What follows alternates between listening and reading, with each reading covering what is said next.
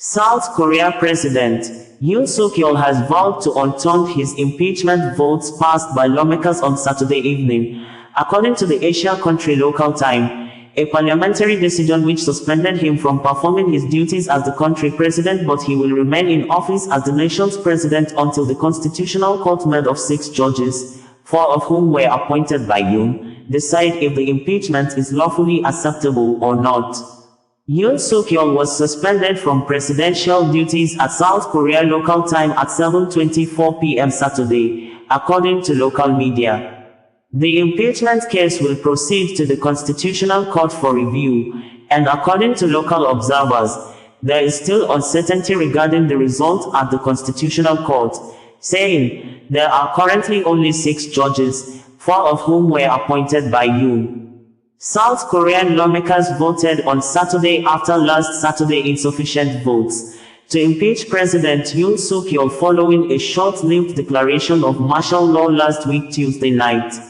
Yoon's presidential powers are expectedly, according to the law, will be formally suspended once he is served with a copy of the impeachment resolution. Prime Minister Han Duck-soo, appointed by Yoon in 2022, will take over as acting president while the country's constitutional court takes up the matter. Shortly after the parliamentary votes, Yoon, in a nationwide address, repeated his intention to fight the impeachment in the Constitutional Court, which will now decide whether to reinstate or formally remove him, a process that could take up to 6 months. "I will never give up," he said in a televised address shortly after the vote. Reports and videos posted online showed inside the National Assembly with a loud cheers and gasps from lawmakers when the speaker announced that the votes in favor of impeachment had crossed the 200 needed to pass.